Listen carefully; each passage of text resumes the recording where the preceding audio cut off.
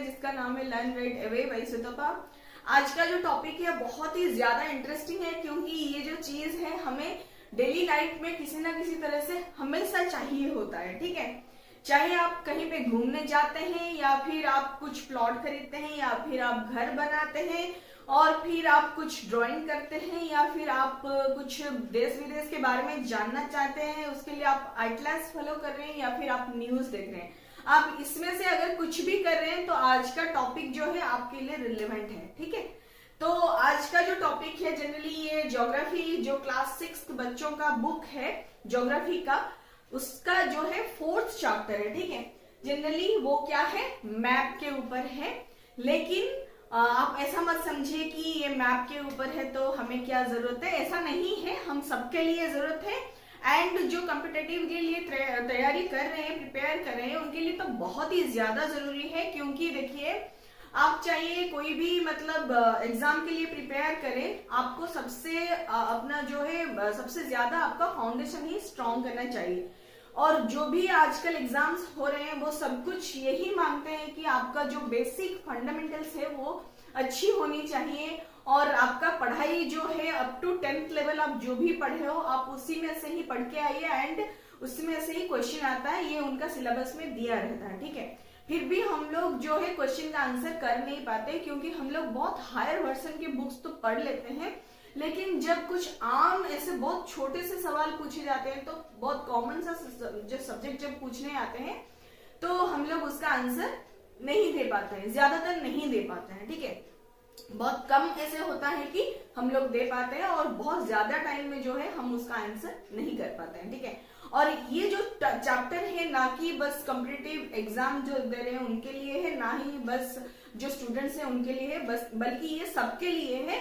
अगर कोई न्यूज भी देख रहा है, उसमें अगर कुछ कोई आता है, एक एंकर आता है, और जो न्यूज रीडर होते हैं वो आते हैं और आपको कुछ समझाते हैं देश विदेश के बारे में कि देखिए यहाँ पे रेनफॉल इतना हो रहा है, यहाँ पे जो फॉरेस्ट एरिया इतना था इतना हो गया, कम हो गया यहाँ पे, या फिर यहाँ पे जो है अर्थक्वेक आ रहा है, तो यहाँ पे इतना जो है हमारा एरिया जो था वो एकदम डाउनफॉल होके गिर गया। तो वो लोग ऐसे मतलब बताने लगते हैं कि कुछ यूनिट में वो लोग बताने लगते हैं। ठीक है, तो उसको अगर आप लोग कहीं पे देखना चाहते हो, जैसे कि आप मोबाइल में आजकल सबको ही गूगल में ही मैप ढूंढ के देख लेते हैं। ठीक है, तो आपको कुछ उसके बारे में बेसिक्स जो है पता होनी चाहिए, तभी जाके आपको ये चीज जो है समझ में आ जाएंगे। ठीक है, और ऐसे अगर आपसे कोई पूछ भी लेता है कि अच्छा बताओ मैप, स्केच एंड प्लान में क्या डिफरेंस है, तो आप क्या बताएंगे उसको। ठीक है, तो बहुत बहुत ज्यादा मतलब ये सुनने में तो ऐसे लगता है, और हम लोग ऐसे कैजुअली ये वर्ड्स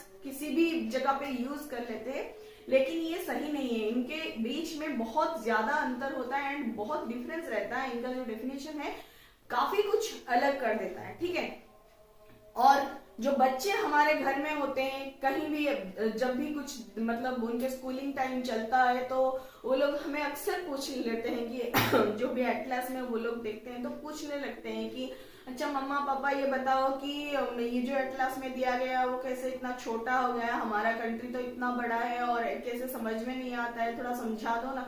तो इस तरह से करने लगते हैं बच्चे भी। ठीक है, तो उसके लिए भी जो है हमें ये जरूरी हो जाता है। मैं इसीलिए थोड़ा सा डिस्क्राइब कर रही हूँ, क्योंकि लोग ज्यादातर वीडियो ऑन करते हैं और देखते हैं, चलो ये हमारे लिए कोई काम का नहीं, ये सोच के बंद कर देते हैं एंड स्किप कर देते हैं। ठीक है, जरूरत होता है तभी जाके कोई वीडियो कंटेंट लेके आता है, और जरूरत है, मुझे भी जरूरत हुआ है, मैं फील की हूँ, इसीलिए मैं आप सबसे रिक्वेस्ट कर रही हूँ कि वीडियो को अंत तक प्लीज देखिए एंड समझ जाइए। ठीक है, एंड उसमें कुछ की वर्ड्स है जो बच्चों के एग्जाम में भी आ सकते हैं, एंड कॉम्पिटिटिव एग्जाम्स जो दे रहे हैं उनके लिए भी इक्वली इम्पोर्टेंट है। ठीक है, तो चलिए स्टार्ट करते हैं। आज का जो लेसन है छोटा सा लेसन है, फटाफट खत्म हो जाएगा, बने रहिए अंत तक। तो जो मैप है जनरली वो क्या है, हमारे अर्थ के सरफेस के ऊपर, धरती का जो सरफेस है उसके ऊपर हमें जो भी चीजें दिखाई देता है, हम अगर उसको देखना चाहते हैं तो एक तो हमारा पहले डिस्कस कर चुके थे प्रीवियस लेसन में, हमारे पास ग्लोब होता है, हम उसके बारे में कुछ भी जान सकते हैं जो भी अर्थ में होता है। लेकिन हम अगर उसको एक फ्लैट सरफेस में रिप्रेजेंट करेंगे तो कैसे करेंगे, एक गोलाकार जो होता है, एक राउंड शेप का अगर कुछ भी आप एक स्मॉलर राउंड स्केल में कन्वर्ट करेंगे तो इजियर है। मतलब आपको एक बोल दिया जाएगा कि एक बहुत बड़ा बॉल है, उसका एक छोटा सा साइज बना दो, तो आप बहुत अच्छे से बना दोगे। उसमें जैसे पिक्चराइजेशन है, इसमें भी आप वैसे भी पिक्चराइजेशन दे देंगे, वो कलर ये कलर सेम कर देंगे। लेकिन आपको ये अगर बोला जाए कि देखो इस तरह से एक फ्लैट पेपर लेना और ये जो बॉल का स्ट्रक्चर है वो फ्लैट पेपर में बना देना, कुछ इस तरह से बनाना कि ये फ्लैट को जब हम राउंड में कन्वर्ट करेंगे तो ये राउंड जो स्ट्रक्चर है हमारा ओरिजिनल उससे एकदम सेम होना चाहिए, डिफरेंट नहीं होना चाहिए। तब हम कैसे बनाएंगे, ठीक है। तो उसके लिए जो है हमें कुछ बेसिक जानकारी जो है जाननी जरूरत है, ठीक है। तो मैप जो है सेम थिंग है, जो मतलब हम लोग अभी देख रहे हैं, मतलब ग्लोब में हम लोग क्या देख रहे हैं, पूरा अर्थ का ही हम स्ट्रक्चर देख रहे हैं। लेकिन हम उसमें एक कंट्री के बारे में, स्पेशली एक कंट्री के बारे में इंडिविजुअली इतना इंफॉर्मेशन हम नहीं ले पाएंगे। तो उसके लिए क्या हमारे पास होता है, हमारे पास एटलस होता है। एटलस क्या होता है कि बहुत सारे मैप को मिला के एक अगर बुक बना दिया जाए तो उसको हम लोग क्या बोलते हैं, एटलस बोलते हैं, ठीक है। तो मैप क्या होता है फिर, मैप ये होता है कि बहुत बड़े स्ट्रक्चर को अगर हम छोटे से स्पेस में कन्फाइंड करके रखेंगे अप टू द स्केल, कुछ स्केल में, मेजरमेंट में, मतलब जब हम उसे एनलार्ज करेंगे तो हमें एक्चुअल डाटा जो है मिलनी चाहिए, ठीक है। मतलब धरती पे मान लीजिए एक डिस्टेंस है, आपके घर से मान लीजिए आपके स्कूल का डिस्टेंस है 10 किलोमीटर, ठीक है। अगर हम उसको मैप में प्रेजेंट कर रहे हैं तो अगर हम उसका स्केल जो है चेंज करें, क्योंकि 10 किलोमीटर वाला डिस्टेंस हम पेपर में नहीं दिखा सकते, तो पेपर में हम क्या करेंगे, 10 किलोमीटर को एक यूनिट में कन्वर्ट कर देंगे। फॉर एग्जाम्पल आप ऐसे ले सकते हैं कि 10 किलोमीटर को हम लोग 10 सेंटीमीटर ले जाते हैं, 1 किलोमीटर को हम 1 सेंटीमीटर के हिसाब से ले जाते हैं, ठीक है। तो 10 किलोमीटर वाला डिस्टेंस हमारे पेपर में कितना हो गया, 10 सेंटीमीटर हो गया। हमें इतना मतलब नॉलेज रहता है कि हाँ चलो यहाँ पे स्केल इतना हो गया है कि 10 किलोमीटर को हम लोग 10 सेंटीमीटर में रिप्रेजेंट कर रहे हैं। तो जब हम उसको समझ जाएंगे तो हमें ये पता चल जाएगा कि यहाँ से ये घर से ये जो स्कूल का डिस्टेंस है 10 सेंटीमीटर है, जो कि मैप में है, लेकिन एक्चुअल में कितना है, 10 centimetre is equal to 10 kilometre. वहां पे ये लिखा हुआ रहता है कौन से स्केल में मैप जो है बनाया जाता है, वो स्केल वहां पे रिप्रेजेंट किया जाता है सम रेशियोस में, ठीक है। 1:100 या फिर 1:10 या फिर 1:10 लाख ऐसे करके वो लोग बताए रहते हैं, ठीक है। तो उस हिसाब से हमें जो है स्केल को इंक्रीज करना है एंड अपना जो एक्चुअल डिस्टेंस है हमें मिल जाता है। तो फाइनल ये होता है कि जो भी हमारे अर्थ के सरफेस के ऊपर है, चाहे बहुत बड़ा देश हो, चाहे बहुत छोटा सा गांव भी हो, सब कुछ हमें अगर फ्लैट सरफेस में अप टू द स्केल कोई देता है तो वो मैप ही है, ठीक है। तो मैप कितने टाइप का होता है, मैप जनरली 3 टाइप का होता है। पहला जो है हमारा फिजिकल मैप, दूसरा जो होता है हमारा पॉलिटिकल मैप एंड तीसरा जो होता है हमारा थीमेटिक मैप्स, ठीक है।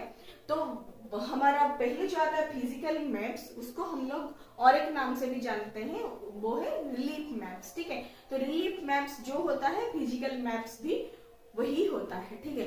तो फिजिकल मैप से हमें मतलब मैप से हमें क्या जानने को मिलता है, बेसिकली हमें जो हमारा फिजिकल फीचर्स होते हैं, जैसे कि हमारा नदी हो गया, मतलब फिर माउंटेन हो गया, फिर हमारा कुछ भी ऐसे नेचर में जो अवेलेबल होते हैं नेचुरल फीचर्स जो भी आप सोच सकते हो, वो सब हमें इसी चीज में दिखने को मिलता है, मतलब फिजिकल मैप्स में हमें जनरली देखने को मिलता है, ठीक है।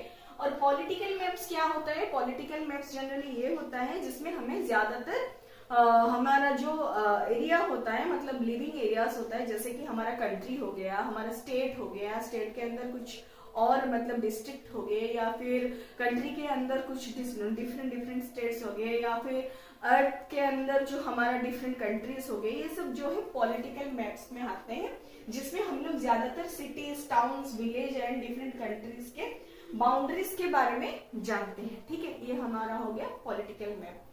फिर आता है थीमेटिक मैप्स। तो थीमेटिक मैप क्या होता है, थीमेटिक मैप में जनरली हमें कुछ स्पेसिफिक इंफॉर्मेशन जानने को मिलता है, ठीक है।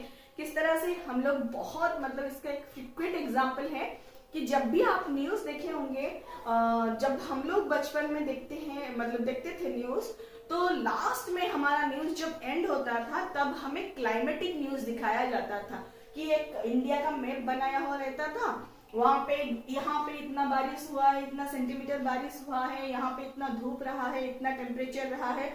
तो वो जो मैप था उसमें जनरली हमें इंफॉर्मेशन मिलता था, ठीक है। तो कुछ भी मैप अगर उसमें आपको कुछ इंफॉर्मेशन मिल रहा है, जिस तरह से कि कुछ रोड का इंफॉर्मेशन हो गया, या फिर रेनफॉल का इंफॉर्मेशन हो गया, या फिर कुछ डिस्ट्रीब्यूशन, फॉरेस्ट का डिस्ट्रीब्यूशन, मतलब कहाँ पे कितना फॉरेस्ट ग्रो हो रहा है या फिर फॉरेस्ट कितना कम हो रहा है, तो ग्रीनरीज कम क्यों हो रहा है, उसके ऊपर कुछ अगर इंफॉर्मेशन के साथ कुछ अगर प्रेजेंट किया जाता है हमें मैप के थ्रू से, तो हम लोग उसको क्या बोलेंगे, थीमेटिक मैप्स बोलेंगे, ठीक है। ये हमारे लिए बहुत ज्यादा जरूरी बन जाता है, क्योंकि आजकल का जो क्लाइमेटिक कंडीशन है, क्लाइमेटिक वेरिएशंस होते हैं, इसमें हमें बहुत ज्यादा इंफॉर्मेशन जानने की जरूरत है, क्योंकि बारिश ज्यादा नहीं होता है तो फिर प्रॉब्लम होता है, पेड़ पौधे अच्छे से नहीं होते, पेड़ पौधे अच्छे से नहीं रह पाते हैं, तो क्लाइमेट कंडीशन खराब होता है। तो ये सब जो है इंफॉर्मेशन जो है सबको चाहिए होता है, जनरल लोगों से स्टार्ट करके साइंटिस्ट तक सबको चाहिए होता है। तो थीमेटिक मैप्स जो है सबके लिए जरूरी है, ठीक है। फिर आता है हमारा स्केच। स्केच हम किसको बोलेंगे, हम लोग ऐसे ही मतलब यूज कर लेते हैं ये सब वर्ड्स एक ही साथ, मतलब कहीं पे भी बोल देते हैं, लेकिन इनका जो है डेफिनेशन जो है बहुत वेरी करता है, ठीक है। स्केच ये होता है कि मान लीजिए आप किसी को रफली एक एक आइडिया दे रहे हैं। सपोज आपका दोस्त आपको आके पूछ रहा है कि बता इसका घर कहाँ पे है, ठीक है। तो आप उसको एक नॉर्मली दिखाना, अपना पेपर लाना, मैं बता देता हूँ, अच्छे से बता देता हूँ। तो आप क्या करते हैं, एक आपका जो सिटी है उसका एक कुछ नक्शा बना देते हैं, कुछ एक डेफिनेशन, एक डेफिनेट पॉइंट ले लेते हैं आप। चलो तुझे ये पता है ना, जो मॉल है ये पता है ना, ठीक है, ये मॉल है यहाँ पे, ठीक है, यहाँ से ऐसे जाना, फिर लेफ्ट जाके राइट मुड़ जाना, फिर वहां पे आप तुझे एक टेम्पल दिखेगा, टेम्पल के जस्ट बगल में ही उसका घर है, ठीक है। तो आप ऐसे बोल देते हो रफली, और पेपर में ऐसे डायग्राम करके आप बता देते हो, ठीक है। उसमें ना कुछ स्केल होता है, ना कुछ उसका कुछ ढंग रंग होता है, कुछ नहीं होता है, बस एक रफली प्रेजेंट किया जाता है। तो उसको हम लोग क्या बोलते हैं, sketch, just for our understanding, ठीक है। तो हम लोगों के अंडरस्टैंडिंग के लिए हम उसको बनाते हैं एंड यूज करते हैं, और उसके बाद खत्म, ठीक है। तो उसको जनरली स्केच बोला जाता है। फिर प्लान, ठीक है। प्लान क्या होता है, प्लान जनरली वो होता है जो एक स्मॉलर एरिया को रिप्रेजेंट करना है, लेकिन स्केल में रिप्रेजेंट करना है, उसके लिए हमें प्लान की जरूरत होती है। जैसे कि आप एक घर का या फिर एक रूम का एक इलाबरेट करके प्लान बना लें कि एक रूम है, यहाँ पे इतना फाउंडेशन लगेगा, फिर इतना वॉल उठेगा, फिर उसके बाद लिंटल्स आएगा, लिंटल के अंदर हमें इतना डोर्स चाहिए, इतना विंडोज चाहिए, फिर उसके ऊपर हमें वेंटिलेटर्स चाहिए। तो जो भी है आप अच्छे से एक रूम को प्रेजेंट कर रहे हैं अप टू द स्केल, ठीक है। उसका एक मेजरमेंट रहता है, उसके हिसाब से हम उसको पेपर में प्रेजेंट कर रहे हैं, ठीक है। तो बहुत छोटा सा चीज है, उसको भी हम स्केल में पेपर में प्रेजेंट करने के लिए हमें क्या चाहिए होता है, प्लान, ठीक है। उसको क्या बोला जाता है, प्लान। या फिर कोई ऐसे पहले से बना के रखता है, जाते हैं ना लोग सिविल इंजीनियर के पास कि घर का प्लान बनाने के लिए, घर बनाने से पहले हमें क्या चाहिए होता है, घर का प्लान चाहिए होता है कि घर में कौन से एंगल में क्या रहेगा, कौन सा रूम कहाँ पे रहेगा, कितना उसका रूम्स रहेगा, कितना हमें स्पेयर एरिया चाहिए, कहाँ पे हमें क्या चाहिए, ये सब जो है जनरली हमें सिविल इंजीनियर्स देते हैं, ठीक है। तो प्लान के हिसाब से हमें सब कुछ पता चल जाता है, घर में खर्चा कितना आएगा, मटेरियल्स कितना लगेगा, सब कुछ उसमें से पता चल जाता है। लेकिन बहुत छोटा सा चीज होता है ना। एक कंट्री और एक स्टेट को अगर हम लोग कंपेयर करेंगे तो उसके हिसाब से एक घर का और एक रूम का जो नक्शा बनाना अप टू द स्केल जो है वो छोटा चीज है, लेकिन वो फिर भी जरूरी होता है, ठीक है। तो ये है basic difference plan and map में, ठीक है। फिर आता है हमारा कंपोनेंट्स ऑफ मैप। तो मैप जो बनता है उसमें कुछ कंपोनेंट्स होता है, कुछ कंपोनेंट्स को मिला के मैप बनता है। तो क्या कंपोनेंट्स है, बेसिकली 3 कंपोनेंट्स होता है मैप का, ठीक है। पहला जो है डिस्टेंस, दूसरा जो है डायरेक्शन, एंड तीसरा जो है सिंबल्स, ठीक है। तो डायरेक्शन, डिस्टेंस जो है, डिस्टेंस बहुत ज्यादा इंपॉर्टेंट होता है, क्योंकि देखिए ग्राउंड में हमारे पास जो डिस्टेंस अवेलेबल होता है वो ज्यादातर बहुत ज्यादा लॉन्ग होता है, ठीक है। लेकिन हमें क्या चाहिए, मतलब हमारे कन्वीनियंस के लिए हमें जो कंट्रीज हम कहीं पे भी घूमने जाते हैं तो हमें क्या चाहिए होता है, पहले मैप चाहिए होता है कि कहाँ पे क्या है, हमें कितना डिस्टेंस ट्रैवल करना पड़ेगा, यहाँ से यहाँ जाने के लिए हमें कितना फैसिलिटीज होगा, कम्युनिकेशन कितना है, अच्छा है या नहीं है, रोड फैसिलिटीज कैसा है, या फिर एयर सर्विस है या नहीं, तो हम लोग सब कुछ देखते हैं ना। तो ये सब जो है हमें कैसे पता चलता है, जनरली स्केल के हिसाब से। अगर हमारे पास कुछ भी इंफॉर्मेशन डिस्टेंस का अगर हमें हमारे पास मैप में मिल जाए तो हमें ये सब जो है पता चल जाता है, ठीक है। तो जनरली वो लोग शो कर देते हैं कि ये जो एरिया है और ये जो एरिया है इसके अंदर डिस्टेंस कितना है, और रोड के लिए वो लोग दूसरा सिंबल यूज कर लेते हैं, रेलवेज के लिए दूसरा सिंबल यूज कर लेते हैं, एंड एयरवेज के लिए दूसरा सिंबल यूज कर लेते हैं। तो उस हिसाब से वो लोग जो है आपको सब कुछ बता देते हैं कि चलो यहाँ से इतना डिस्टेंस है और आपके लिए इतना फैसिलिटीज है, अब आप तय करो कि कैसे क्या करना है, ठीक है। तो वो जो है एक्चुअल डिस्टेंस हमें ग्राउंड में कितना है एंड मैप में कितना है, उसका एक रेशियो होता है जो कैसे निकलता है कि एक्चुअल डिस्टेंस ग्राउंड में कितना है डिवाइडेड बाय, या फिर आप ऐसे भी कर सकते हैं, आपका मैप का डिस्टेंस आप कितना रखना चाहते हो उसको 1 ले लेते हैं यूनिट के हिसाब से, एंड डिवाइडेड बाय कितना आप रेशियो ग्राउंड पे लिए हो, ठीक है। वो भी आप कर सकते हो, या फिर ग्राउंड में कितना है 10 किलोमीटर मान लीजिए आपका ग्राउंड में डिस्टेंस है, तो आप उसको 1 भी ले सकते हो, या फिर 10 भी ले सकते हो, 10 सेंटीमीटर या फिर 10 मिलीमीटर ऐसे कुछ करके भी ले सकते हो। तो उसके हिसाब से हमें स्केल जो है प्रिपेयर करना पड़ता है, और वो स्केल से ही हमें पता चलता है कि यहाँ से इसका जो एक मतलब एक पर्टिकुलर एरिया जो है ए से बी का डिस्टेंस कितना है, ठीक है। वो स्केल से ही हमें पता चलेगा।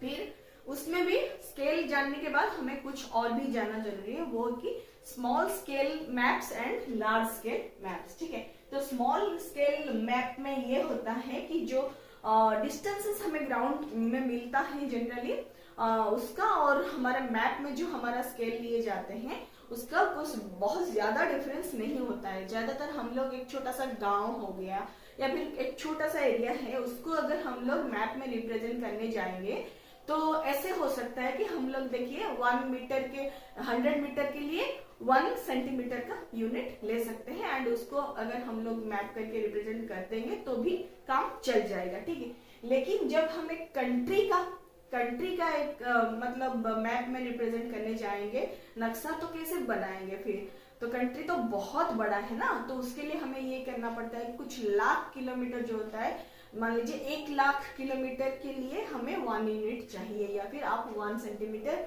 1 मिलीमीटर या फिर 1 सेंटीमीटर ऐसे कुछ लेते हैं, उसको मैप में जाके पेपर में रिप्रेजेंट करते हैं, ठीक है।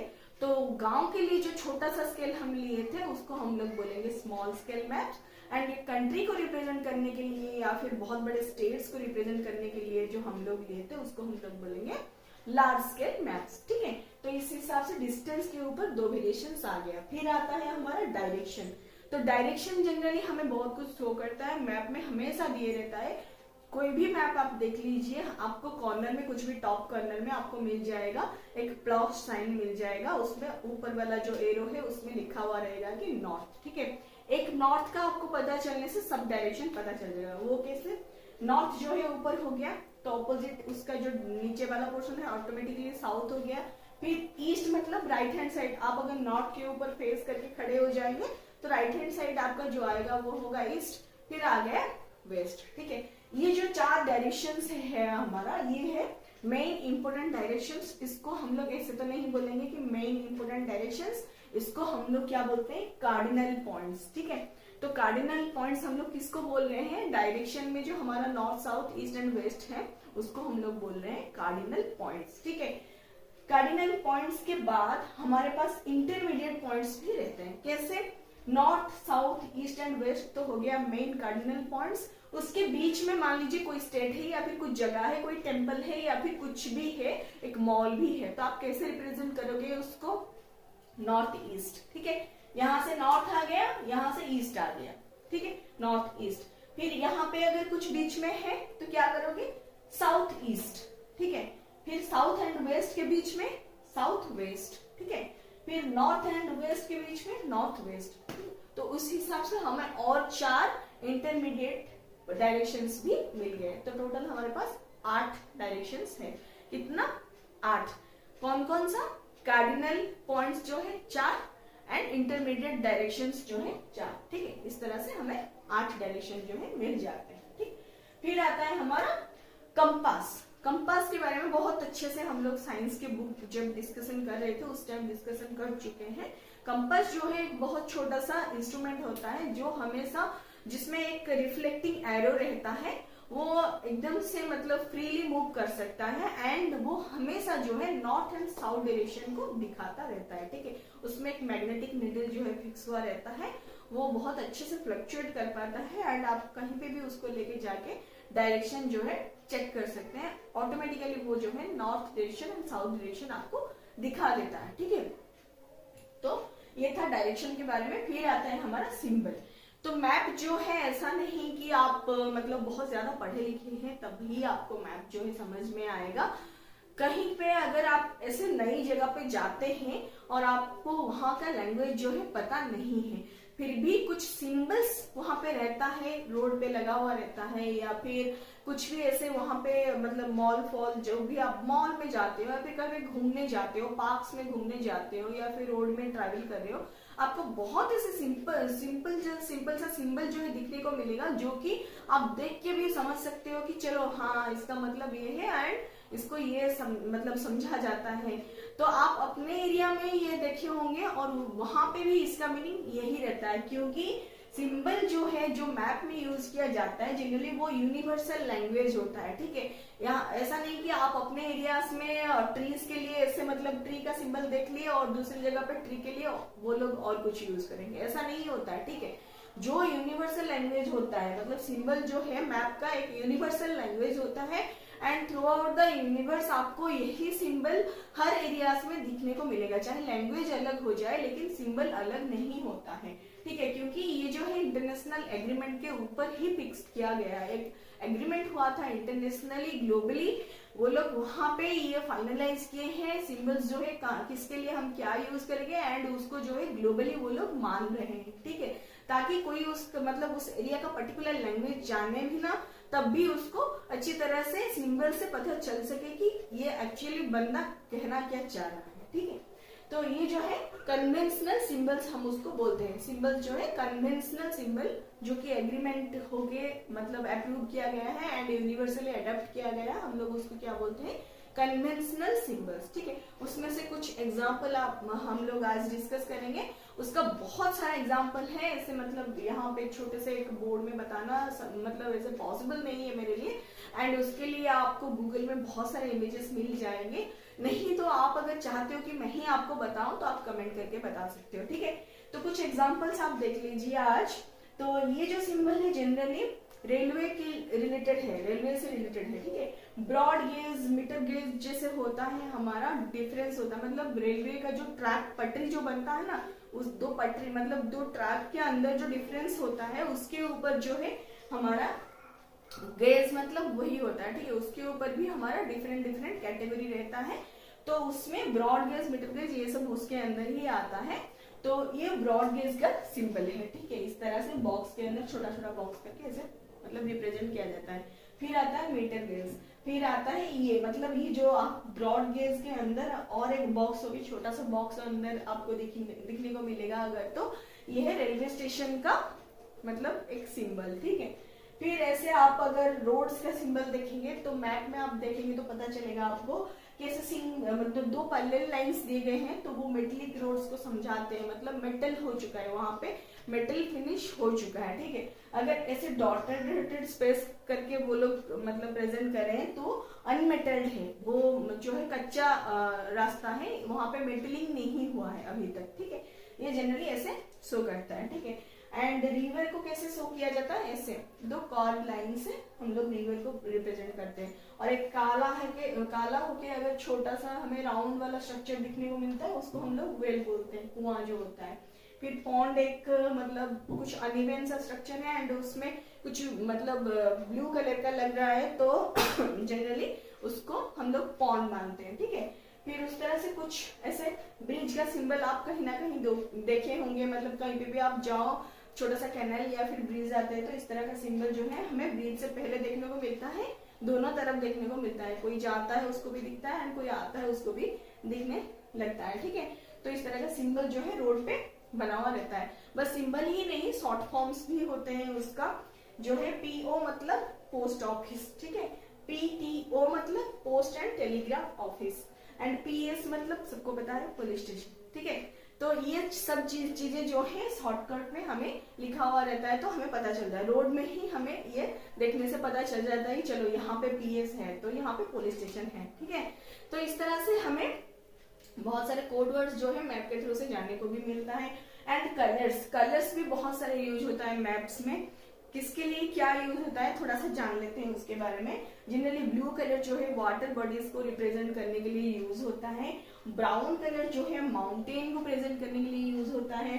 फिर येलो जो है प्लेट्यूज को प्रेजेंट करने के लिए यूज होता है। एंड ग्रीन जो है प्लेन एरिया के लिए रिप्रेजेंट करने के लिए यूज होता है। ये एग्जाम में पूछ सकता है, ठीक है। ग्रीन कलर किसको रिप्रेजेंट करता है, फॉरेस्ट, ग्रीनरीज, ग्रास या फिर प्लेन, ठीक है। आप वहीं पे कंफ्यूज हो जाएंगे, सब तो ग्रीन है फिर किसको रिप्रेजेंट करता है, ठीक है। तो आपको ये पता होना चाहिए कि ग्रीन जो है प्लेन्स के लिए यूज होता है, ठीक है।